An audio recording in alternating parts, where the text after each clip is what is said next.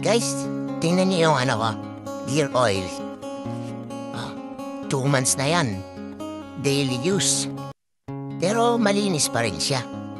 Yamaha gear oil yan. Gamit ko dyan. Tingnan niyo mga guys 2 months, daily use. 24 kilometers a day. Ginagamit ko sa work.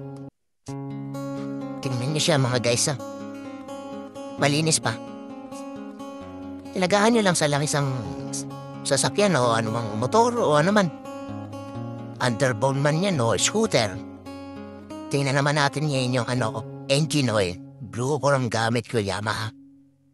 Tingnan natin. Hindi matapat. Op. Sandali lang. Op. Natumba pa. Tumba pa. Lipas din yan, kuya. Kasi nang walang stand yung camera. Yan. Ayan guys. Ayan. Oo. Likot ng camera. Camera man na ito malikot Ayan. Guys. Tingnan natin kung kung goods pa yung engine oil ko after 2 months daily use.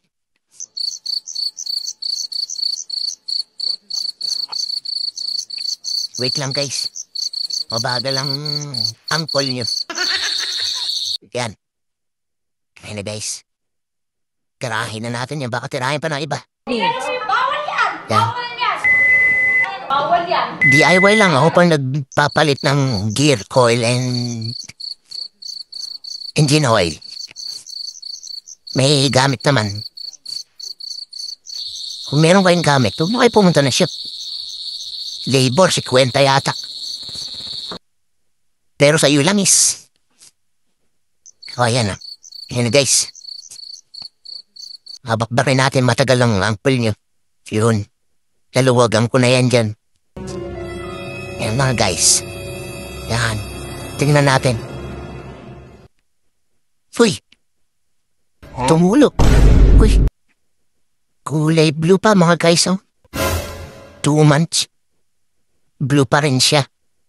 Blue Horian Yamaha. Ayan Kita niyo naman yung kulay.